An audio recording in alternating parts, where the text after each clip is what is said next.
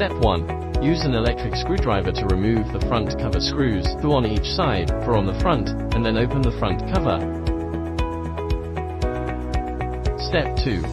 Check whether the wiring of the display screen is loose. If it is loose, connect it again, turn on the machine. The machine can be used normally, otherwise the display screen need to be replaced.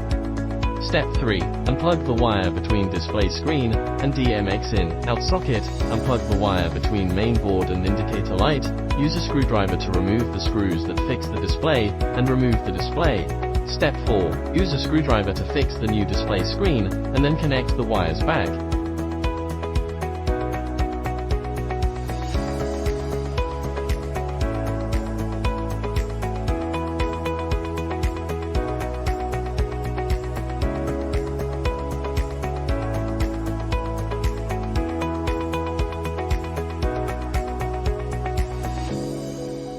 Step 5.